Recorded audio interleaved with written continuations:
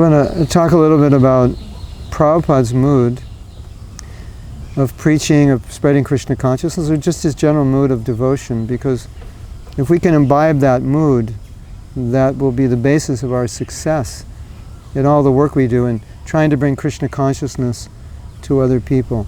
So Prabhupada's mood was a little bit like a warrior's mood, in the sense of we have a mission, and with whatever resources we have to fulfill that mission. So oftentimes Prabhupada would ask devotees to do things with very little facility, and perhaps today, if that kind of facility was given with that job description, you would find very few people willing to do it. Maybe people would even think, oh, that's crazy, you can't do it. So Prabhupada's mood was, we have to somehow or other do it, because it has to be done. And with whatever resources we have to sacrifice whatever we have to sacrifice and adjust in any way we have to adjust in order to accomplish the goals. So Prabhupada would do amazing things with his disciples, and his disciples, their prime qualification certainly wasn't their knowledge, certainly wasn't their understanding of etiquette, certainly wasn't their understanding of varnashram. They were all too young to understand these things. And also, obviously, as Westerners, conditioned by a different culture. But the one quality they had, and the quality that Prabhupada noted when he talked about his disciples to those who criticized his disciples for not having culture, is that they would do anything. And Prabhupada said they would do anything for me. One time, Malati was with Prabhupada, and Prabhupada said she would slit her neck for me, and I would slit my neck for her. So that's this guru-disciple relationship, that the guru has a desire to spread Krishna consciousness in a certain way. So this is what we need to do. We need to open temples, we need to open a temple here, we need to distribute books. We need to do this and that. And the disciples would say, okay, without knowing how to do it, without facility, but just this is what the spiritual master wanted. And that was actually all they really needed. Because when they took that order to heart, then you could see, if you study the history, Krishna began to send facility. And it's almost like when the devotee just put themselves out for Krishna, even though they didn't have facility, just said, okay, we're going to do this, then mystically Krishna would start sending facilities. So it was like the more helpless we were, the more facility Krishna would send. And that's how it worked. And devotees, they became faithful to that process. That you could put yourself out for Krishna without the proper resources or qualification, and then Krishna would send people to help you, to make things happen which you yourself couldn't make happen. So it was just that willingness. The Prabhupada said, do this, and the willingness, okay, I'll try. I don't know how, but I'll try. And then more and more as devotees work with Prabhupada, they understood more and more of his mission was to basically reach everyone in the world with Krishna consciousness. And so Prabhupada said, you should always think how you can spread the Sankirtan movement. And so day and night, devotees were thinking, what can we do to spread Krishna consciousness? And then as far as personal comfort and convenience, that never became a concern.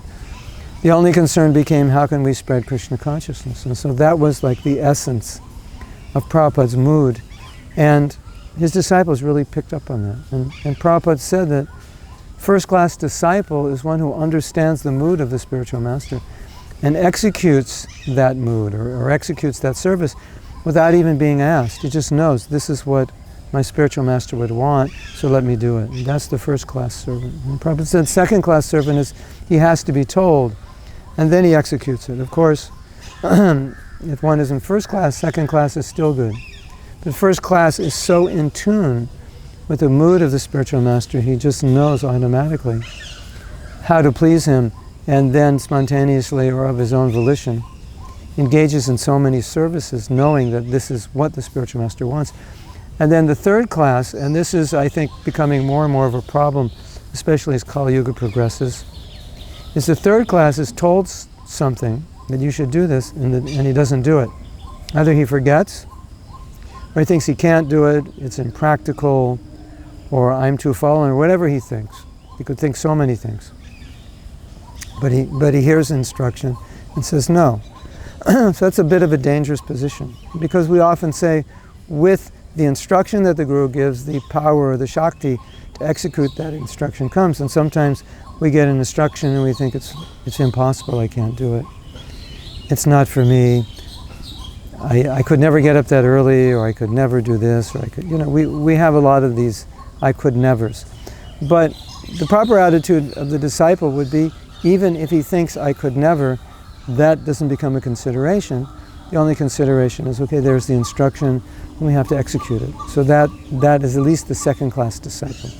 That he'll never allow his own mind, his own sense of lacking to inhibit him from executing, or at least endeavoring to execute the order of the spiritual master. And then the last point in this scenario or concept is that the execution is what's most important, not the result. So even let's say I'm not successful, but wholeheartedly I executed the order of my spiritual master, then Prabhupada would acknowledge that that's your success, that you gave your heart and soul. Because as we know, bhakti is not just about something external, because you could be without bhakti and be very successful just because you're materially qualified. But your effort to follow the spiritual master willingly, as Prabhupada said, sometimes he said, I follow blindly. I don't know the result, but I know the spiritual master wants this. And so that intensity, that I have to do this, I have to make this happen because my spiritual master wants it. And you work hard, and then your gratification is the fact that you're doing your best. Whether or not it succeeds, but your intention is to make it successful. Your effort is to make it successful. And you work hard to do that. And Prabhupada said, that is your success. As you've heard me often say, that when Prabhupada boarded the Jaladuta, to me, that was the high point of Prabhupada's success, because no one in the history of Vaishnavism had got on a boat and come to the West. And so you may say, but there was no success because the preaching hadn't started. But to me, just to be able to do that, to make that effort to go to this country, not knowing even if you're going to live, to execute the order of the spiritual master, that was success.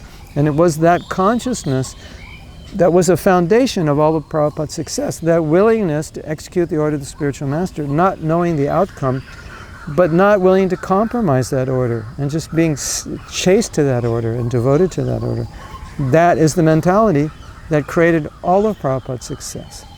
And even if Prabhupada wasn't successful, he would have considered himself a success in attempting to execute the order of the spiritual master. Sometimes Prabhupada would joke that I was going to New York to fail. My godbrothers failed in London, I will go to New York to fail. But it was the going and the effort that was the success, so then there's no question of failure.